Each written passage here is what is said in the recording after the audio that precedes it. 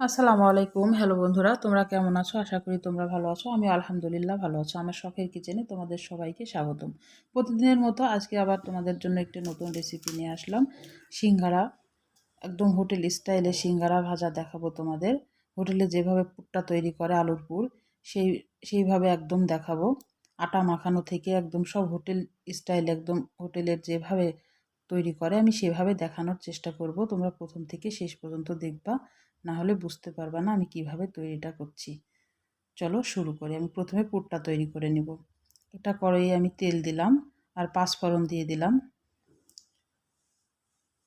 পাঁচফোড়নটা একটু ঘ্রাণটা বের হওয়ার জন্য 1 মিনিট অপেক্ষা করব। তারপরে আমি আলুগুলা কিউব করে কেটে নিয়েছি, পরিষ্কার করে ধুয়ে রেখেছিলাম। আলুটা দিয়ে দিলাম। 1 মিনিট মতো আমি আলুটা নাড়বো। তারপর স্বাদ মতো লবণ দিয়ে দিব, পরিমাণ মতো একটু হলুদ গুঁড়া দিয়ে দিলাম। তারপর আবার এটা মিশিয়ে নিব। হোটেলে যেভাবে আলুটা ভাজে সিঙ্গারার জন্য আমি সেইভাবে তোমাদের ভেজে দেখাচ্ছি, একদম পারফেক্টভাবে। এবার কাঁচা পেঁয়াজ আর কাঁচা মরিচ দিয়ে দিলাম।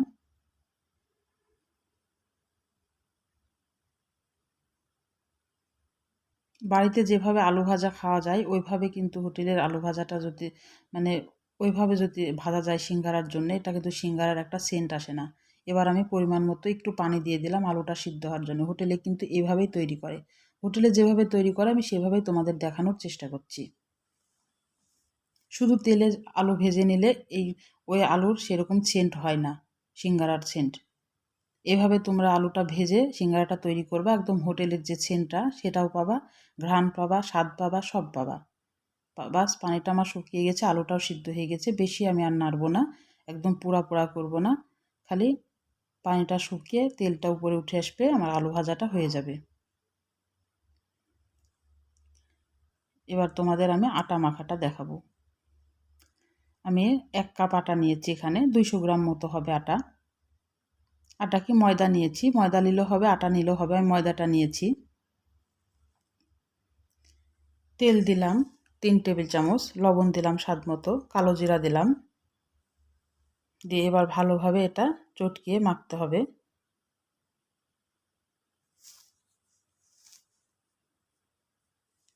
আর আর তেলের পরিমাণটা তোমরা বুঝবা কিভাবে, হাতে মুষ্টি মেরে দেখবা।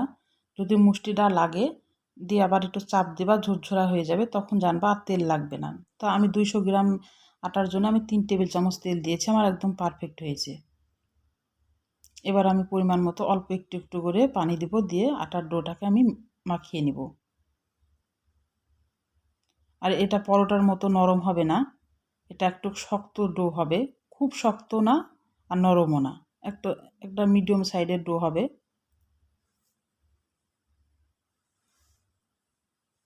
যে তোমাদের দেখা দিচ্ছি ডোটা কেমন হবে। নরম কখনোই করবা না পরোটার মতো, তাহলে সিঙ্গারাটা ভালো হবে না। আমি ঢেকে রেখে দেবো আধা ঘন্টা। আধা ঘন্টা পর আমি আবার ফিরে আসলাম। আমি একটা পিঁড়ির পুরে, বেলনা যে রুটি বানাই পিঁড়ির পুরে, আমি ডোটাকে সম্পূর্ণটা নিলাম, দিয়ে আমি ভাগ করে নিব। একটা ছুরির মাধ্যমে একটু কেটে নিব, কয়েক টুকরা করে নিলাম। দিয়ে এভাবে একটু হাতের তালু দিয়ে চাপ দেব। যে শেপ থাকবে সেই শেপে আমি একটু হাতের তালু দিয়ে চাপ দেব। দিয়ে এভাবে লম্বাটে করে আমি বেলে নিব।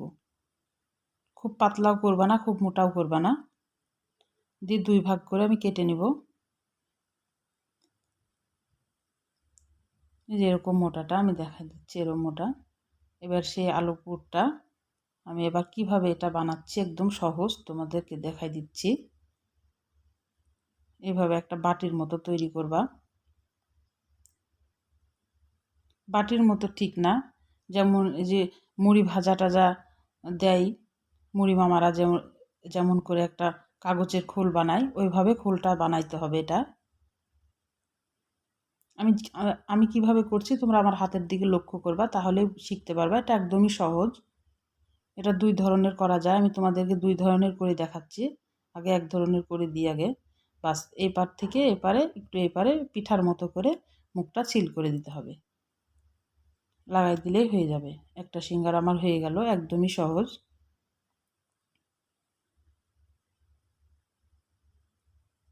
আর একটা দেখাই দিচ্ছি, এভাবে এই পাট থেকে ওই পাটটা নিয়ে এসে এই পারে লাগাই দিতে হবে।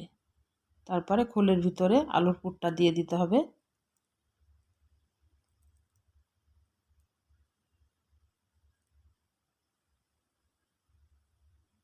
আলুর পুরটা এভাবে দিয়ে এই মুখটা নিয়ে এসে এই মুখের সাথে লাগাই দিতে হবে। আমি যেভাবে করছি সেভাবে তোমরা করবা, হাতের দিকে আমার তাকাবা, থেকে তোমরা জিনিসটা করবা।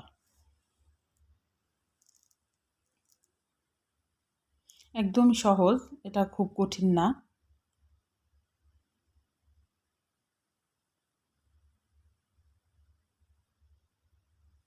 এই যে আমি সবগুলা তৈরি করে নিয়ে এসেছি। আমি তোমাদের আর একটা দেখাচ্ছি, এটা একটু অন্যভাবে দেখাবো। দুইটা এক ধরনের দেখাইলাম, বললাম না দুই রকমের করা যায়, বিভিন্ন রকমের করা যায়। এটা আমি দুই রকমের তোমাদের দেখাচ্ছি। এবার আলুর পুরটা আবার দিয়ে দিলাম ভিতরে। তোমরা হাতের দিকে লক্ষ্য করবা, তাহলে বুঝতে পারবা কিভাবে আমি করছি।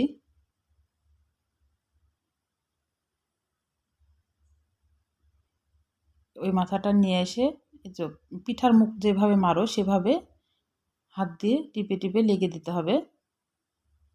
যদি না লাগে তাহলে একটু পানি দিতে পারো, আমারটা লাগছে, আমার পানির প্রয়োজন হয়নি।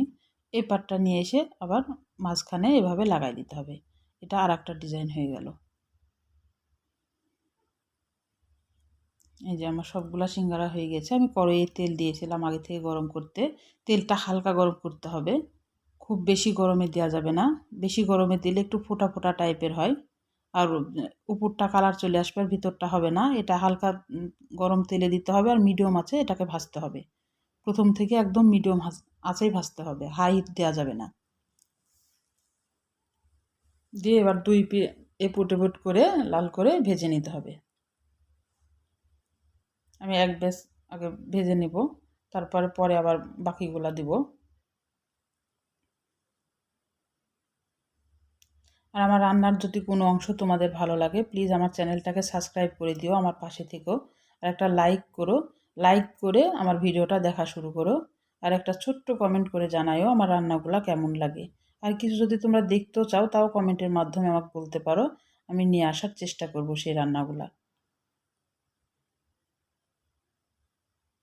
এই যে আমার ভাজা হয়ে গেল।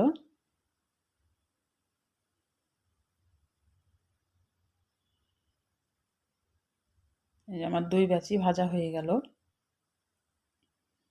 এভাবে লাল করে ভেজে নিতে হবে। বাড়িতে এত সুন্দর সিঙ্গারা তৈরি করতে পারলে আবার হোটেল থেকে কেনার কোনো প্রয়োজনই নাই। আর এটা স্বাস্থ্যসম্মত হয় বাড়ির খাবারটা। দেখো ভিতরটা কত সুন্দর হয়েছে, তোমাদের আমি দেখাই দিচ্ছি। আর টমেটো সসের সাথে তো এটা জমে যায় একদম বিকালের নাস্তাতে। বিকালের নাস্তায় যদি এভাবে তৈরি করে পরিবারকে দাও, তাহলে পরিবারের মানুষও খুশি হয়ে যায়, বিকালকার আড্ডাটাও জমে যায়। আজকের মতো বিদায় নিচ্ছি, আবার কোনো নতুন রান্নার সাথে কোনো নতুন রান্না নিয়ে হাজির হব। আল্লাহ হাফেজ।